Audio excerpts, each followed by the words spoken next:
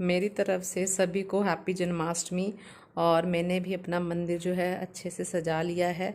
जितना मेरे से हो पाया मैंने उतना किया है।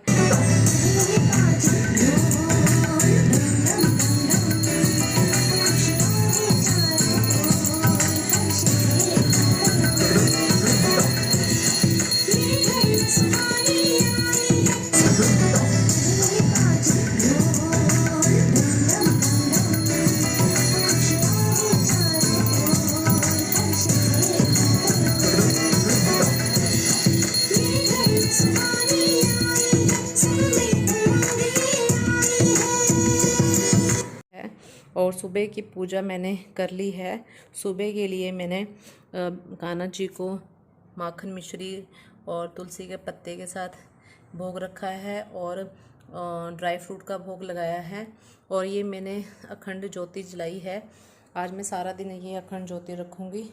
और कृष्ण जी से तो मिलवाया नहीं मैंने आपको। ये है मेरे क्यूट से कृष्णा जी जो कि अभी झूला ले रहे हैं। और ये छोटा सा इनका दरबार बनाया है। इनके ऊपर भी मैं बिठाऊंगी। और ये पूरी जो लुक है इस तरह है। ये थोड़ा सा एफर्ट करने की कोशिश की है मैंने, क्योंकि मैंने कभी ऐसा नहीं किया है।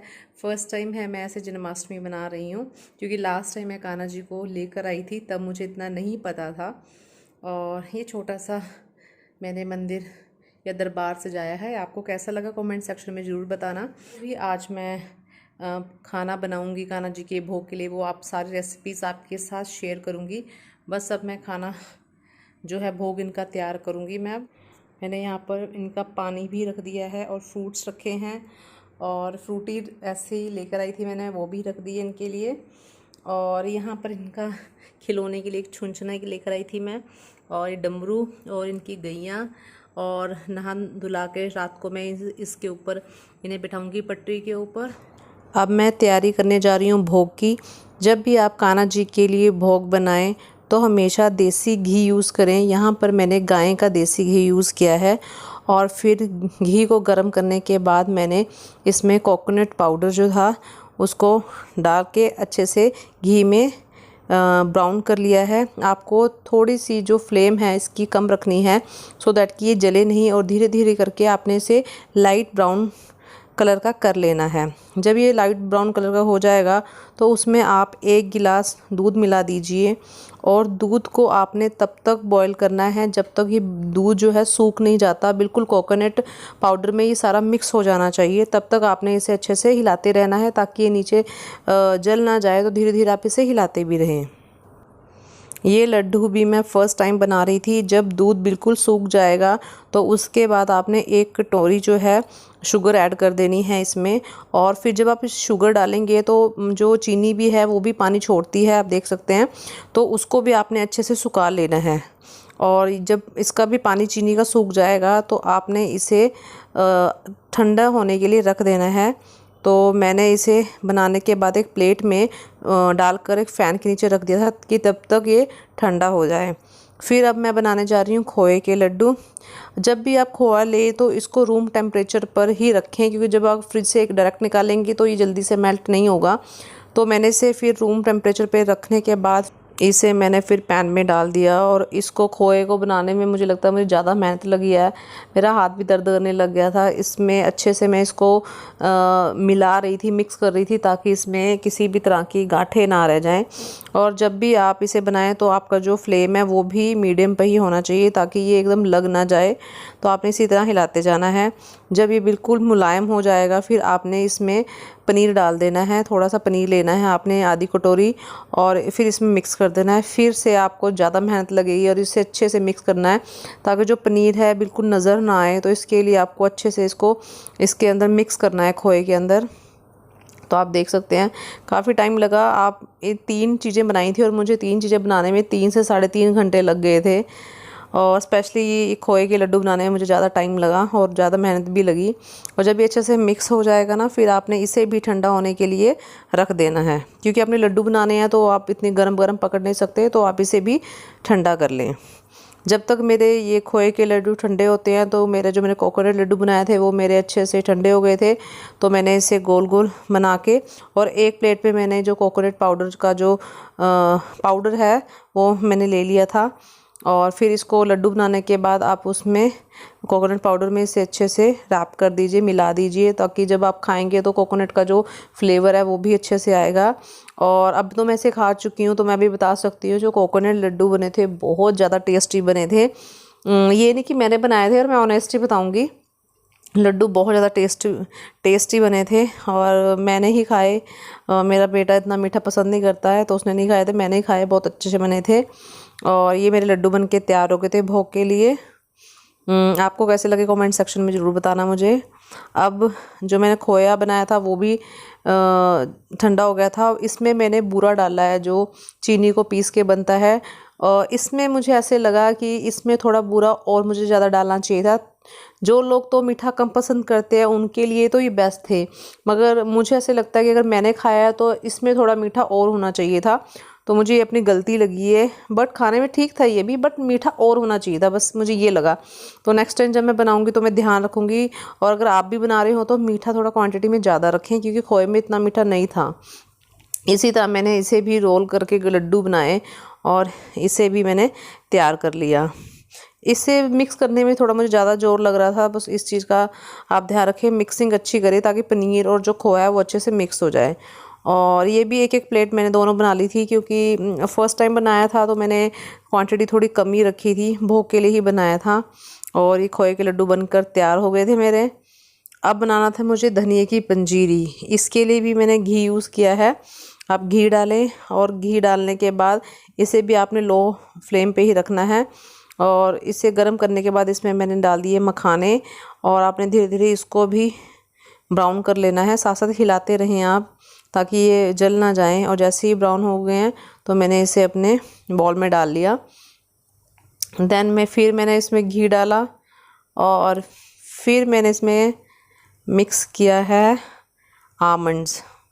यस, तो इसको भी मैंने धीरे धीरे लो फ्लेम पे इसको भी मैंने अच्छे से कर लिया, क्योंकि आप कोई भी जब आप शैलो फ्राई करते हो तो हमेशा लो फ्लेम पे ही करें ताकि जो आपका जो मटेरियल है वो जो है जल ना जाए। तो इसी तरह आपने थोड़ी थोड़ी चीज़ों को एक साथ नहीं किया, मैंने अलग अलग करके किया। टाइम ज़रूर लगा मगर अच्छा सब कुछ बना मेरा। तो फिर मुझे घी कम लग रहा था, मैंने और घी ऐड किया। देन मैंने यहाँ पर डाले हैं किशमिश। तो ये ना आप अगर फ्राई करोगे तो ये मोटे मोटे हो जाते हैं, फिर खाने में बहुत ज़्यादा टेस्टी लगते हैं। और इतना डिटेल में मैं इसलिए बता रही हूँ, अगर किसी ने बनाना हुआ तो आप मेरी वीडियो देख के बना सकते हो, इसलिए मैं इतना डिटेल में बता रही हूँ। नहीं तो मैं स्किप भी कर सकती थी, अगर मैंने इतनी मेहनत लगाई है तो मुझे लगा शायद किसी के लिए ये काम आ जाए कभी, तो मैं इतनी डिटेल में ये बना रही हूँ। और ये देखो कितने मोटे मोटे हो गए थे किशमिश, और खाने में बहुत टेस्टी लगते हैं फिर ये। देन फिर मेरे पास जो धनिया था वो साबुत था, मैंने उसको ग्राइंडर में पीस लिया। पीसने के बाद मैंने इसे भी घी में अच्छे से फ्राई कर लिया। और इसको आपको तब तक फ्राई करना है ना जब तक धनिए की खुशबू आनी स्टार्ट नहीं हो जाती है। हल्का सा आप लगा लो 5-7 मिनट तक आपने इसको हिलाते रहना है, ज़्यादा नहीं करना, जलाना नहीं है, फिर उसका फ्लेवर अच्छा नहीं आएगा। तो अब धीरे धीरे करके इसे हिलाते रहें, और आप जब खुशबू आनी स्टार्ट हो जाए तो आप बंद कर दीजिए। देन इसे भी मैंने उसी बॉल में डाल दिया है। सभी को मैं डालती है ताकि मिक्स करना मुझे फिर वो इजी हो जाएगा। और खुशबू बहुत ज़्यादा अच्छी आ रही थी धनिए की। और मैंने इसमें भी क्वांटिटी थोड़ी ही रखी है, क्योंकि थोड़ी क्वांटिटी आपकी ज़्यादा टेस्ट भी बनती है, क्योंकि जब आप फर्स्ट टाइम बनाते हो तो ज़्यादा क्वांटिटी को लेकर ना बनाएं। और फिर मैंने इन सबको अच्छे से मिक्स कर लिया। फिर मैंने फिर से घी डाला, और फिर मैंने इसमें डाला है कोकोनट का पाउडर, क्योंकि उसका फ्लेवर भी बहुत अच्छा आता है। तो आप हाफ़ कटोरी ले लीजिए कोकोनट पाउडर, और इसको भी आप लो फ्लेम पे अच्छे से लाइट ब्राउन कर लीजिए। तो आपने इसे तब तक करना जब तक ये लाइट ब्राउन ना हो जाए। और देन फिर आपने इसे इसी में ही मिक्स कर देना है। और ये जो थी हमारी पंजीरी ऑलमोस्ट तैयार हो गई थी। और जो कोकोनट का फ्लेवर इसमें बहुत अच्छा आ रहा था, धनिया का फ्लेवर भी काफ़ी अच्छा आ रहा था, हर एक चीज़ का टेस्ट आ रहा था जब मैंने इसे खाया। और जिसको भी मैंने खिलाई सबको बहुत ज़्यादा पसंद आई है। और कहते हैं ना, जब आप मन से कोई भी काम करते हो या भोग बनाते हैं तो वैसे ही बहुत टेस्टी बनता है वो। और एंड में आपने इसमें बूरा डाल देना है, जो चीनी का पिसा हुआ होता है, ताकि थोड़ा ये मीठा भी लगे खाने में। तो इस तरह आप चाहे स्पून की हेल्प से इसे मिला दीजिए, क्योंकि ठंडा ही हो चुका था, तो मैंने हाथ से भी इसे अच्छे से मिक्स कर दिया है। तो ये मेरी पंजीरी बन के तैयार हो गई थी और देखने में भी अच्छी लग रही थी और खाने में बहुत ज़्यादा टेस्टी थी। तो आप एक बार ज़रूर बनाएं इस तरह से और मुझे फिर बताना आपकी कैसी बनी। हाथी घोड़ा पाल की जय कन्हैया लाल की। अब हम कृष्ण जी का जन्म करवाएंगे। जन्म कराने से 15-20 मिनट पहले आप कृष्ण जी के जितने वस्त्र हैं वो उतार के कृष्ण जी को आपने अपने कोई ऐसा बाउल ले लीजिए और उसमें आपको कृष्ण जी को रखना है। अभी मैं आपको साथ साथ दिखाती हूँ कैसे करना है। एक्चुअली मैं भी फर्स्ट टाइम ही कर रही हूँ, मैंने भी कभी ऐसे किया नहीं है, बट मैंने जितनी वीडियोस देखी हैं उसमें मैंने यही देखा है कि इस तरीके से करवाते हैं। तो ये मेरा भी फर्स्ट टाइम है, तो मैं एक वीडियो इसलिए शूट कर रही हूँ कि जैसे मैं फ़र्स्ट टाइम कर रही हूँ, आगे और कोई फ़र्स्ट टाइम लेकर आते हैं कान्हा जी को, तो उन्हें पता होना चाहिए कैसे करते हैं। तो ये सुबह न्यू ड्रेस मैंने कान्हा जी को डलवाई थी। मैं अभी इस ड्रेस को उतार कर पहले इनका जन्म करवाएंगे हम। तो पहले आप ऐसे करके ना नीचे एक बाउल ले लीजिए, तो उसमें आप नीचे फ्लावर रख लीजिए जैसे मैं कर रही हूँ। फिर आपने इसमें कान्हा जी को रखना है, क्योंकि मेरे कान्हा जी बहुत छोटे हैं, तो हम इसमें इनको लिटा देंगे। और एक सबसे इम्पोर्टेंट बात क्या है, आपने ऐसा खीरा लेना है, ठीक है।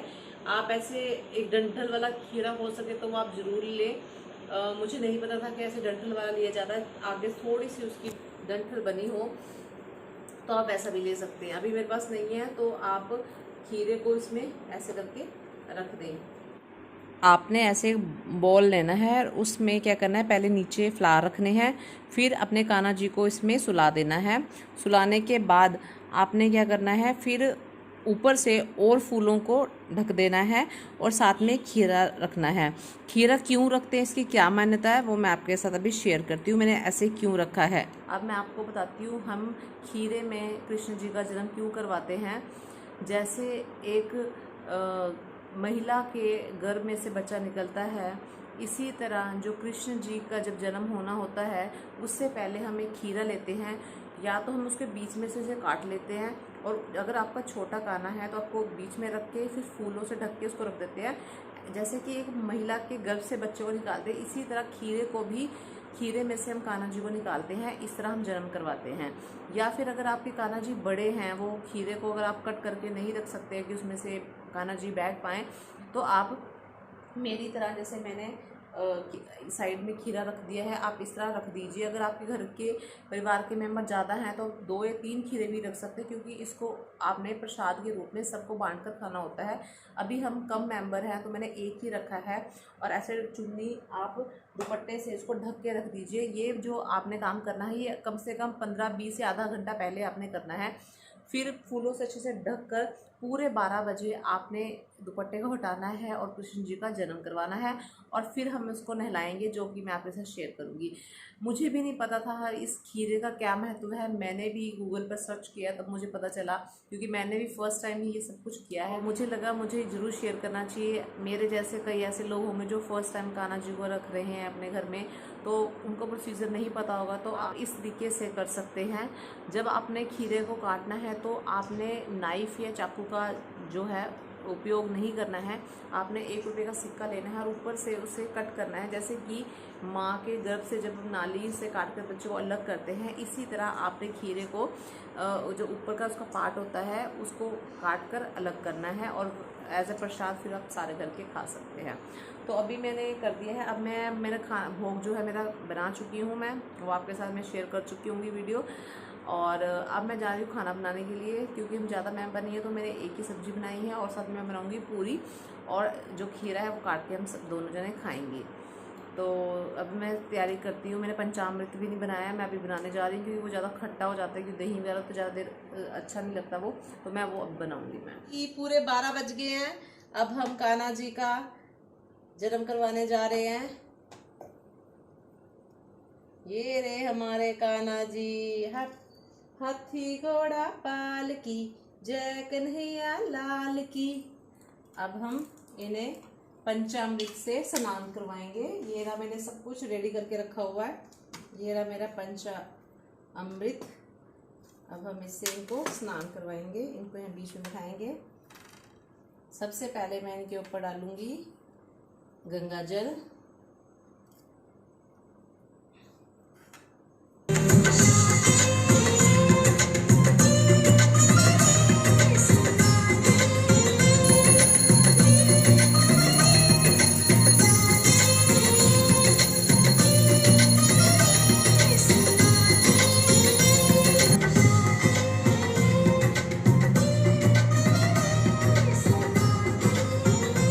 ये मैंने बनाया है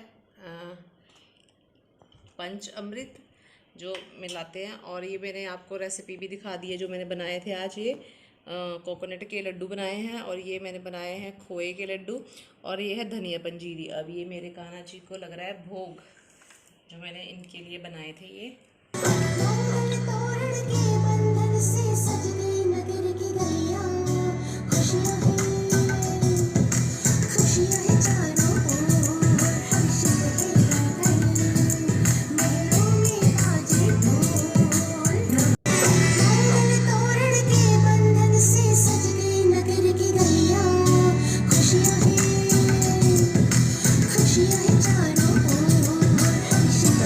जन्माष्टमी का व्रत रखा। अगर मेरे से कोई गलती हो गई हो तो मुझे माफ़ करना। मैंने फ़र्स्ट टाइम ये सब किया है। अगर कोई सजेशन हो तो मुझे कमेंट सेक्शन में ज़रूर बताना, मैं आगे से उसको ध्यान में रखूँगी।